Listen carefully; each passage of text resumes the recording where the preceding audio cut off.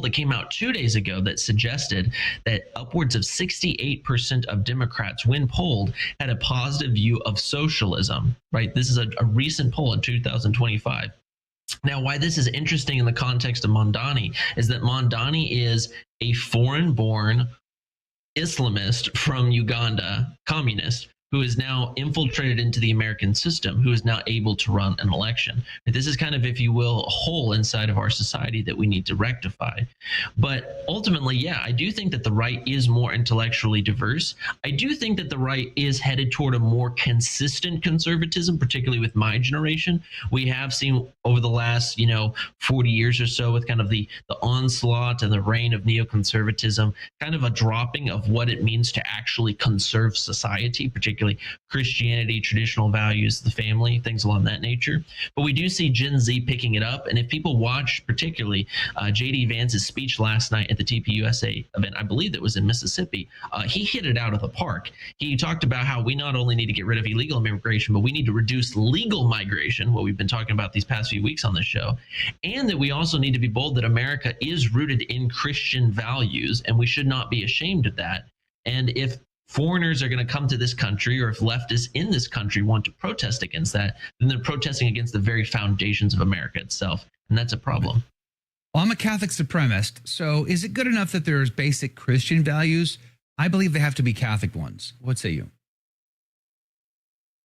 Yeah, in my mind, I think that what one would have to do is say kind of which form of Catholicism, because I would say, yeah, if you're a Tridentine Catholic, your position makes sense. If you're a new Catholic, after especially the event that took place at the Vatican 2 days ago with the celebration of Nostra Aetate, where they had a female lesbian bishop in there with a rainbow stole, I honestly don't know what the Vatican believes anymore when it comes to Catholic supremacy. But in the American context, when we're fighting against the forces of leftism, I will, of course, gladly join arm in arm with the evangelical or with the Baptist, who believes at least that Jesus is the Son of God. He's the only way to salvation, and who can recognize that there's moral evils that need to be taken care of. Doesn't mean that there's not important conversations that do need to be taken place, but at the same time, we also kind of have to recognize the world in which we are in, and also the kind of the state of the church. The church doesn't really take those teachings very serious anymore, unfortunately. Yeah, it is very, very tragic. The pagan ritual dancing there was just like, who's in charge of this? Really, seriously, have they ever even darkened a catechism at one point? Like crack its cover at least once? It makes you wonder. It does make you wonder what's going on over there for sure. But with just a few minutes left here, let's go back to the shutdown for a second here. How much longer do you think it's going to go? Do you think that the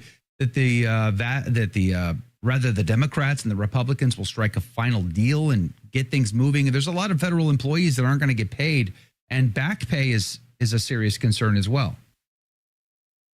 It is. I do think that this is probably going to be rectified within the next 2 weeks at the latest, because we do see back pay as an issue. We do see federal workers who are now starting to complain, which about 2 weeks ago they weren't complaining. Now they're complaining. That's a sign. Also, the popularity is slipping more and more in the negative trajectory for the Democrats. And we've already seen, I believe it's around 3 or 4 of them flip over to now voting yes to reopen the government. But again, it's still shy of the 60 votes that's necessary. So I do believe it's going to be happening sooner than later. But again, they're trying to do as much capitulation, as much grandstanding for their own radical base in order to get reelected and not be primaried. Is this situation harming the Trump administration, Donald Trump personally, or how are his numbers? His numbers have remained steady. That's the thing, both pre-shutdown and post-shutdown. They've stayed the exact same. I think Trump's core base is going to be loyal to him no matter what. I do think that also encompasses a lot of independents. And I think a lot of people who just hate Trump will not like him even if he cures cancer. That's the nature of the kind of really hyper polarization, non-bipartisan world that we live in, if you will, is that people are going to back Trump no matter what, and people are going to despise Trump no matter what. So I don't think that this will hurt him. And generally, I think, especially if you see in this final quarter, with the numbers being moved around, the economy being boosted up, he's going to get another boost in popularity. All right, Nicholas Cavasos, so grateful for your insight today. The Traditional Thomist, check him out on YouTube and Pelican Plus. We'll see you next week, Nicholas. Thank you for your time. Yes, sir. Thank you, my friend. Coming up, After this quick break, 2 minutes from now, Triumph of the Heart, Anthony D'Ambrosio, the writer and director of this. I interviewed him right when he got back from Poland about this film, but now it's out. It's been in theaters for the last month or so. It's about to be streamed to the world online, and you can check it out on their website, triumphoftheheart.com. But we're going to talk about his film, his project, the trials and the difficulties, the necessary sacrifices that we avoid. You can't avoid them, and more are coming, so get ready. We'll be back in 2 minutes. Don't go anywhere.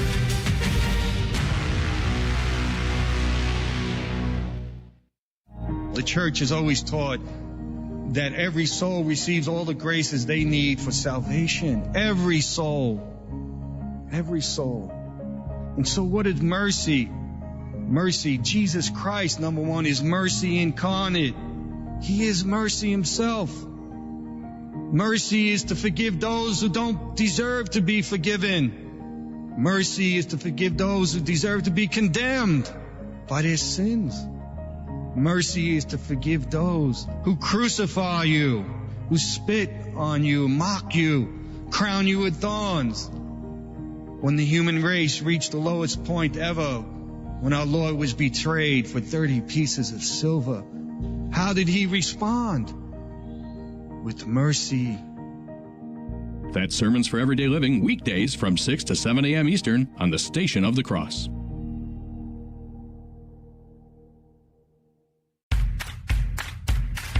This is a segment about small Catholic innovations that made a huge impact from the OSV Institute for Catholic Innovation. Long before Wimbledon, a group of Catholic monks in 12th century France were taking a break in their courtyard. I imagine it went something like this. A monk, I'll call him Brother Leo, shouts, "Take this, Brother John."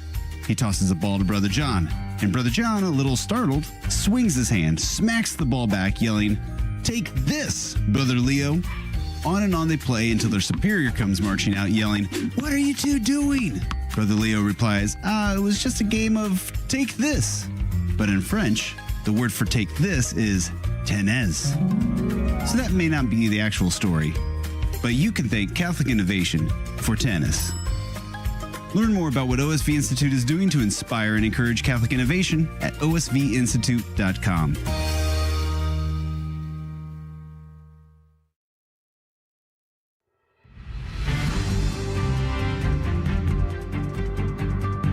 A Catholic Take, a bold synthesis of information and inspiration. I'm your host, Joe McClane. So good to be on with you. And here are your headline news. Ground News reports 5 new suspects arrested over the Louvre robbery. 5 suspects were arrested on Wednesday in connection to the October 19th jewel heist at the Louvre Museum in Paris. The total number of people detained related to the robbery has reached 7, including 2 men arrested last weekend. One suspect was identified through DNA evidence found at the crime scene, enabling police to conduct surveillance. Investigators are exploring whether someone inside the Louvre aided in the theft, suggesting that it was organized and professional. The Associated Press reports U.S. determined to prevent the collapse of the Gaza ceasefire after overnight airstrikes. Israel's bombardment of the Gaza Strip this week resulted in over 100 Palestinian deaths, including many civilians, according to the Gaza health officials. One Israeli soldier was killed in an incident that prompted the retaliatory airstrikes. And Donald Trump stated that Israel should retaliate if its troops are attacked, while expressing confidence in the ceasefire. Human rights groups, however, have accused Israel of using disproportionate force in its operations. And Catholic Vote reports Biden FBI targeted hundreds of Republicans. The Biden administration's FBI targeted hundreds of Republican figures and organizations, according to 197 subpoenas made public by Senator Chuck Grassley of Iowa, the chairman of the Senate Judiciary Committee. Are you surprised? I'm not. And those are your headline news. Praise be to God in all things. I want to talk about Triumph of the Heart. We're trying to get Anthony D'Ambrosio on the team. He's scheduled to be on. If he stops by, we'll jump into it. But I got to tell you, I watched the film, and I think you should too. There is a theme in this film that is very, very powerful, and that is the necessary sacrifices that we avoid. The difference, something I've given talks about, I've given parish missions on. The difference between the saints and you, the saints and me, is the saints do not avoid the necessary sacrifices. You and I, however, we avoid them like the plague. I was in the worst way the other day. I had to go to see my surgeon because I'm going to go into surgery today. Pray for me, but it'll be all right. But nonetheless, I went, was trying to leave the office and go home. And like one of the busiest intersections was blocked by giant trucks and a police officer. I mean, they just blocked the intersection. They didn't provide like detour routes or anything. They just blocked it, and it sat blocked. Absolutely mind-boggling. I mean, as your Holy Roman Emperor, I would simply have someone arrested and probably publicly executed over it. That's how much it makes me mad. I mean, it took me like an hour and a half to drive what should have been 30 minutes. It was so bad. And I didn't deal with it well. I didn't embrace it. Just like Saturday night when my tooth was absolutely killing me. My whole face was on fire from the pain of the infection that I've had.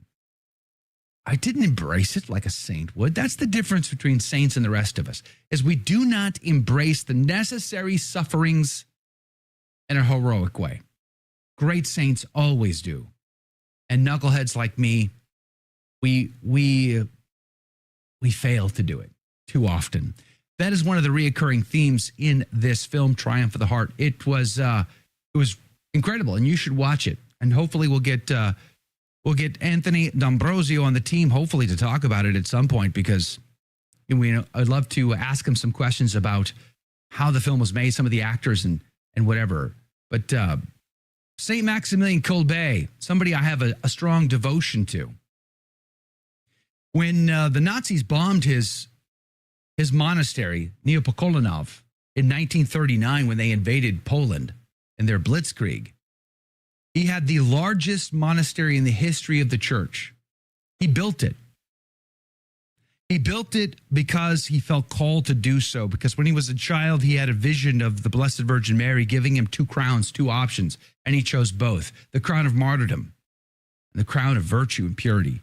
Oh, no. He leaves a statue of the Blessed Virgin Mary on the man's desk and gets up and walks away.